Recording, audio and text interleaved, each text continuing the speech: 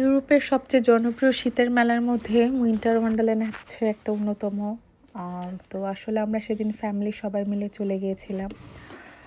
তো আসলে চারিদিকে এত পরিমাণ রঙিন ডেকোরেশন, দেন মানুষের ভিড়, সব মিলে আসলে অন্যরকম একটা অনুভূতি কাজ করতেছিল।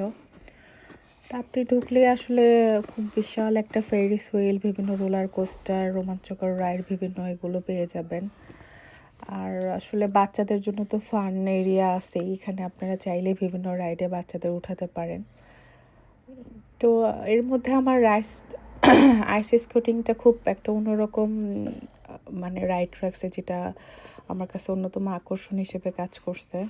তো এই তো বিভিন্ন খাবারের স্টল, আপনি স্ট্রিট ফুড, ইউরোপিয়ান, দেন জার্মান সসেস, হট চকলেট বিভিন্ন আইটেমের পেয়ে যাবেন। আসলেই মানে গেলে আপনার বোর হওয়ার কোনো চান্স নেই। তো ঘুরতে ঘুরতে আমাদের আসলেই ভূতের একটা এরিয়ার মধ্যে চলে আসছিলাম। তো দেখি আসলে খুব মানে একটু অন্যরকম ফিলিংস হচ্ছিল। বাচ্চাদের ফেস আমি দেখতেছিলাম যে ওরা আসলে মানে ভয় যেন না পায়। তো আসলে না, ওরাও দেখি খুব মজা পাইতেছিল। তো মানে ভালোই লাগতেছিল আসলে ঘুরে ঘুরে।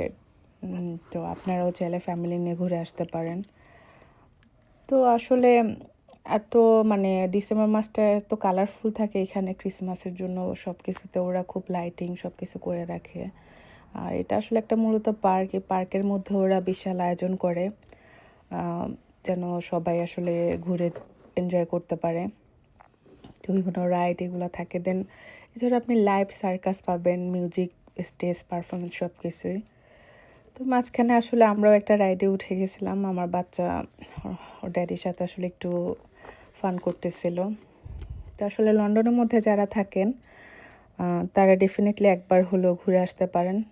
আপনারা বোর হবেন না, খুবই ভালো লাগবে। তো আশা করি পরে ব্লগে দেখা হবে।